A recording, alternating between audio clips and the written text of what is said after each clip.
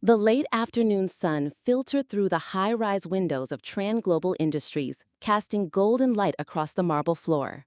Maya Tran stood alone in the boardroom, shoulders stiff, lips pressed tight.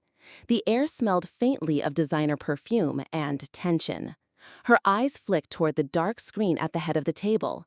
The pitch had ended an hour ago, yet her heart was still racing. Another billion-dollar deal closed. Another win. Another night alone. Her assistant Lauren peeked her head in. "Miss Tran, would you like the usual reservation at Osteria Blue tonight?" Maya didn't answer right away. She glanced at her reflection in the glass. Flawless makeup, power suit, stilettos that clicked like punctuation when she walked. But the woman staring back looked tired. Not physically, emotionally. "No," she said finally. "Book me somewhere off the grid." Lauren hesitated. Off the grid? Somewhere no one knows me. Somewhere real. 30 minutes later, Maya found herself stepping out of a town car in front of a humble storefront tucked between a laundromat and a noodle shop. A small wooden sign read, "Tranquil Lotus Spa." No paparazzi, no private valet, no air of exclusivity. She stepped inside. The scent of sandalwood and eucalyptus greeted her. The lighting was soft, shadows dancing gently across bamboo panels. A petite woman behind the desk looked up. "Walk in?" "Yes." Maya removed her sunglasses. "I'd like a deep tissue massage, the longest one you have." The woman smiled. "You're in luck. Nathan's available." Nathan. 10 minutes later, Maya lay face down on the warm massage table. The room was silent except for the sound of ambient wind chimes and a faint instrumental melody. Then she felt it, a pair of hands, steady and warm, resting gently on her shoulders. Not rushed, not mechanical. Present. The first press of his thumbs into her muscles made her inhale sharply, not from pain, but something else. It wasn't the best technique she'd experienced. It wasn't flashy or seductive. It was honest. He didn't say a word, not even a polite, "Is the pressure okay?" Just the quiet language of presence, of intention. By the end of the session, Maya sat up slowly. Her robe clung loosely to her body. She looked at him. Tall, quiet, late 30s perhaps, calm. "You didn't ask for a tip," she said softly. Nathan nodded once. "You already paid." It was a late April evening in New York City. The glow of the skyscrapers wasn't enough to chase away the emptiness tightening in Maya Tran's chest. She sat alone in the back seat of her dark limousine, the collar of her white blouse slightly wrinkled, eyes weary from exhaustion. The 6-hour board meeting had just ended, and with it, every ounce of energy and resolve seemed to drain from her. Maya, the formidable CEO of Altava, a cutting-edge tech empire, no longer felt in control. Not of her shareholders, not of her employees, not even of herself. "Take me somewhere no one knows who I am," she said softly to her assistant, staring through the fogged-up window. The car turned off the dazzling avenues and entered a quieter southern edge of Manhattan. A wooden sign came into view, "Tranquil Lotus, healing through simplicity." Handwritten, no LED lights, no glamour. The kind of place Maya had never seen featured in any luxury ranking. Inside, the air was scented with lemongrass oil, and the sound of a small water fountain echoed gently in the background. Unlike the sterile perfection of the elite spas she was used to, this one was humble, weathered, but clean. No one batted an eye at her entrance. No one recognized the Forbes cover girl in a tired woman's body. A man stepped out from a side room, tall, broad-shouldered, wearing a simple ash-gray linen shirt. He didn't bow, didn't smile politely. "Good evening, I'm Nathan. If you're looking for basic relaxation therapy, I can help. Nothing extravagant here." His voice was deep, steady, his gaze unwavering, without a hint of flattery or hesitation. Maya paused for a beat. It was the first time a man neither recognized her nor cared to impress her. The massage began. Nathan's hands weren't invasive or showy, but grounded and patient. The tension locked between her neck and shoulders began to unravel, layer by layer. For the first time in years, Maya felt touched, not as an object, not as a transaction, but as a human being. "You work a lot?" he asked, as his hand gently pressed against the middle of her back. "Always," she answered. "Sometimes stillness is the only defense we have." She didn't know why such a simple sentence made her want to cry. That night, she left the spa confused. No business card, no Instagram follow. But deep down, she knew she'd be back. 3 days later, she returned. No driver, just a simple dress. "Do you remember me?" she asked as she approached the small reception desk. Nathan looked up, paused slightly, then replied, not unkindly, "I remember your shoulders, very tense." She invited him to dinner. He declined, gently but firmly. "It's not about who you are," he said. "This work I do, it's not meant to impress." She wasn't used to being told no, but she didn't give up. On her third visit, fresh off closing a $50 million acquisition, Maya handed Nathan a check, $1 million. One night, just them. He looked at the check for a moment, then placed it back on the table as if laying down a dead butterfly. "I don't sell myself, not for any price." She left the spa that evening with her pride bruised, but something else stirred inside her. A hunger, not for power, but for understanding. She hired someone to dig into Nathan's past. But there was nothing. No digital footprint, no health records, no social media. Nathan was almost invisible. All they found was that he worked at Tranquil Lotus, lived in a modest apartment in Brooklyn, and biked to work every day. Why would a man this articulate, this educated, choose to live like a ghost? The answer came one rainy night when she decided to follow him. He didn't go home. Instead, he biked uptown to Harlem, knocked on the door of a modest brownstone, and was greeted by an older man, silver-haired, sharp-eyed. Maya recognized him. Richard Moore, chairman of Moore International, her father's former rival and titan of industry. Maya's heart dropped. Nathan was Richard Moore's son? No, she would later learn, not his son, his nephew. Richard Moore's only son and daughter-in-law had died in a tragic accident years ago. Nathan, the sole heir, had vanished after the death of his younger brother, a tragedy never fully detailed in the media. Now it made sense. The massage work, the rejection of power, the refusal of her $1 million offer. He had lived in the spotlight once, and it had burned everything he loved. At the same time, Maya's company came under attack. Data leaks, shareholders pulled away, market confidence plummeted. This wasn't competition, it was retaliation. Then came the final shareholder meeting.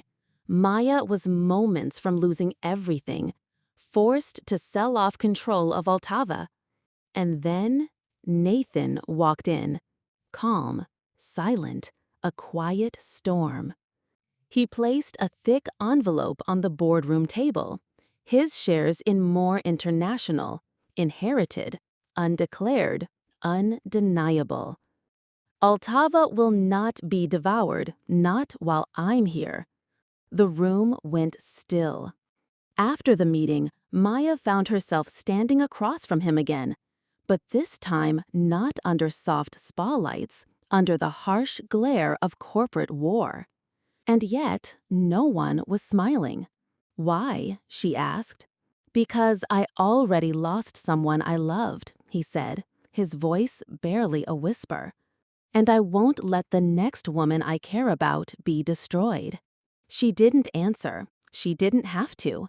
She looked at him, not as a CEO, but as a woman who had finally stopped running. Nathan proposed with a worn silver ring, his mother's. She said yes. Richard Moore, old and hollowed by his own legacy, watched his nephew walk away. Before leaving New York, he sent Nathan a gift, a small cherry blossom tree in a wooden planter, to grow what I never cared enough to nurture. The wedding was quiet, a beach, a breeze, and two people who once lived at the top of the world, now choosing to live simply, truthfully. I promise to use these hands to heal, Nathan vowed, not to control. And they kept that vow. They lived simply, no tabloids, no boardrooms. And every night, Nathan still massaged Maya's feet. Not for power, not for business, but for love. The city had sunk into summer.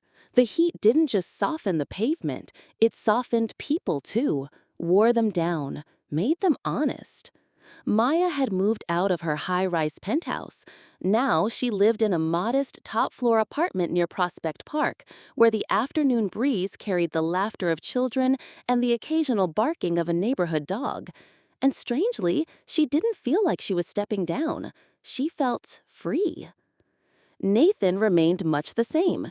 He still rose at 5 a.m., went for a run, cooked breakfast without fanfare, and quietly read through the paper. But now, Maya was part of that rhythm. She was learning how to brew coffee without sugar, how to let the ceiling fan click lazily without sending a maintenance request, how to live a life she didn't control.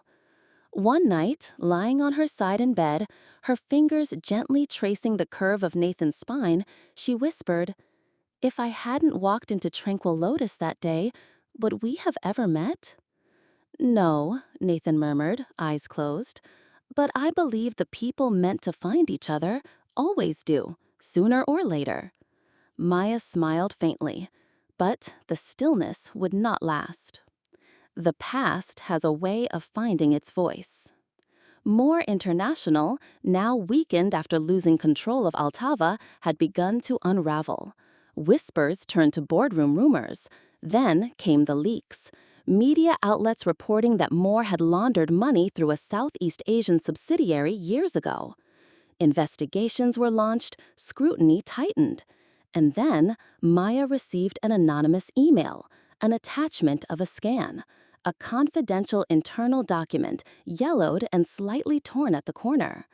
It referenced an incident that had haunted Nathan for years, the death of his younger brother, Leon. The report detailed a discovery Leon had made before the accident.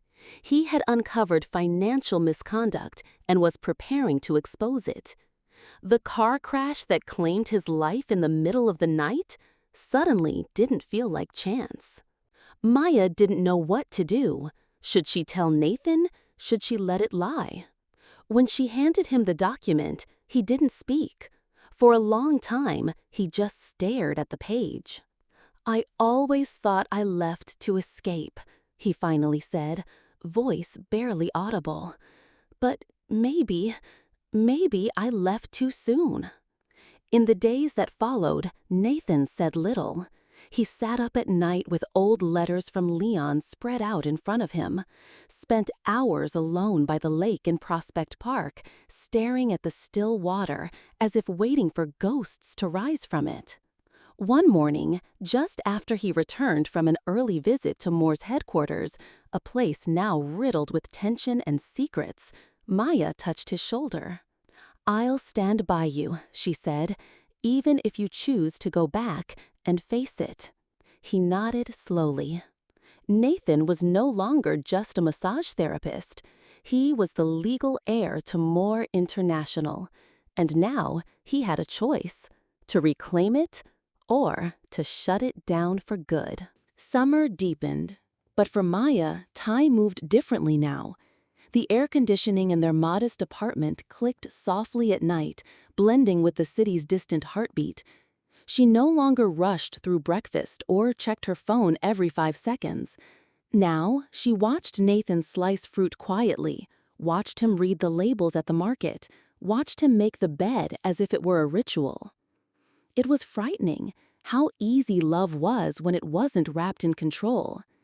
But the quiet didn't last. One morning, Maya received an encrypted file from an anonymous sender. No greeting, no explanation, just a document marked Moore Internal 2014. She opened it on her kitchen laptop. It wasn't just corporate data, it was evidence, a whistleblower report from Nathan's late brother, Leon Moore. The memo revealed irregularities, illegal fund transfers, and most damning of all, an email thread warning Leon not to take his findings outside the family. Leon had been silenced. The accident that took his life was no coincidence. Maya didn't speak for a long time. She closed the laptop, slid it toward Nathan, and waited. He read it in silence. His knuckles turned white as he scrolled, and when he reached the end, he said nothing, just sat still. She reached out for him. "I didn't know," she whispered, "until now." "I did," Nathan said finally, "or I suspected, but I couldn't prove it. So I left." "You don't have to go back into that world." "I never left it," he replied. "I just stopped fighting it." The next morning, Nathan put on a tailored charcoal suit, one he hadn't worn in years. He looked older in it, sharper, but not more powerful, just more resolved. He walked back into More International, unannounced. The boardroom was full. The old men who once coddled his father and later whispered behind his back sat straighter as he entered. He placed the printed document on the table. "This is why Leon died." No one spoke. "This company killed him, whether by action or inaction, but I won't let it kill anyone else. I'm invoking my rights as primary shareholder. Effective immediately, I'm freezing all private fund movements and ordering an independent federal audit." A few directors tried to object. Nathan looked at them, and something behind his calm eyes silenced the room. Maya watched the recording later. Someone from legal had leaked the footage to her. She saw him not as the quiet man from the spa, nor the heir of an empire. She saw the man her heart had chosen, standing alone, calm, unshaking, against the machine that raised him. And then came the press. The Moore scandal was national news. Stocks dipped, executives resigned, former employees came forward. What Nathan didn't expect was the message from his uncle, Richard Moore. A handwritten letter, no signature. "I let power decide who lived and who didn't. If you carry this weight, you'll die younger than I did. Forgive me, not for me, but for your own peace." Nathan read the letter twice. Then he burned it. He didn't seek revenge. He sought repair. He used his authority to reallocate funds toward ethics reforms, whistleblower protections, and mental health services within More International. He appointed Maya as a silent partner, not because she needed power, but because she understood loss. One night, on the rooftop of their apartment, Maya asked him, "Are you finished?" "No," he said, "but I've stopped hiding." They kissed under a sky that no longer threatened them. A month later, they announced the launch of a foundation, the Leon Fund, aimed at protecting unhoused teens and funding ethical startup ventures led by underrepresented founders. They did not hold a press conference. They didn't want applause. They just wanted to begin. Autumn arrived with a gentler chill than expected. The headlines had faded. More International, now under federal supervision, no longer interested the press as it had during the scandal. But for Nathan and Maya, what came next was never about the media. It was about rebuilding. They moved out of the apartment in Prospect Park, not to a mansion, but to a quiet townhouse in Fort Greene with a cherry blossom tree planted in the yard, the one his uncle had sent months ago, its roots finally settled into the soil. Their days were quiet. Nathan taught self-defense at a local youth center. Maya, surprisingly, returned to work, but only 3 days a week, and not as a CEO. She rejoined Altava as a project mentor, guiding young teams, refusing titles or corner offices. There was something sacred in the simplicity. One evening, Maya sat on the porch swing, her hand resting gently on her belly, just beginning to show. Nathan stepped outside, a steaming mug of tea in hand. He noticed her gaze not on the street, but on the sky. "I'm not scared of being a mother," she said, softly, "but I'm terrified of becoming my mother." Nathan didn't rush to answer. He sat beside her, the boards creaking faintly beneath his weight. "You won't," he said. "You listen. You let people in.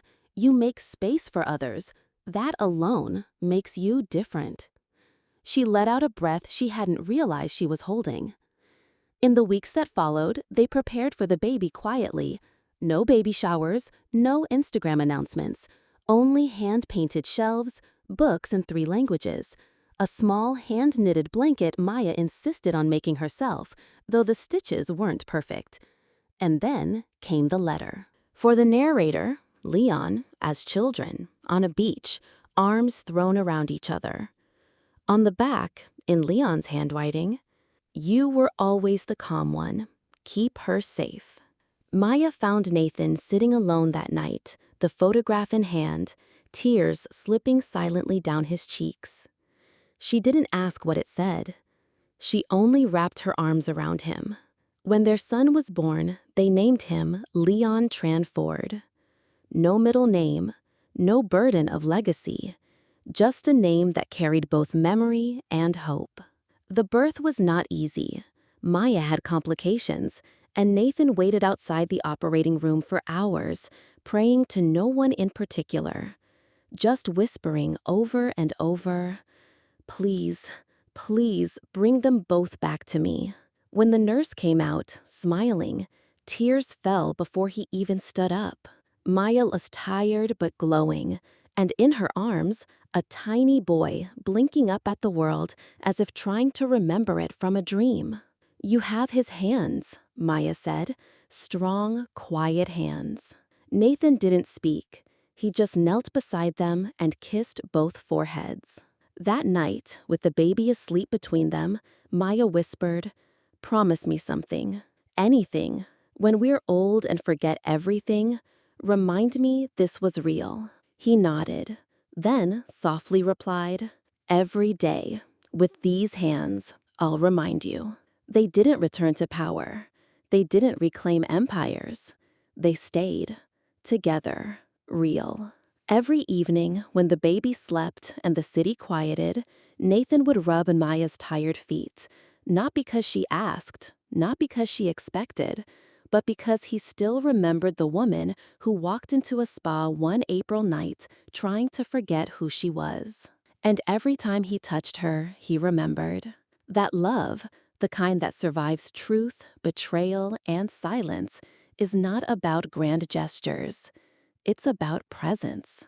It's about showing up every single day, even and especially when no one is watching.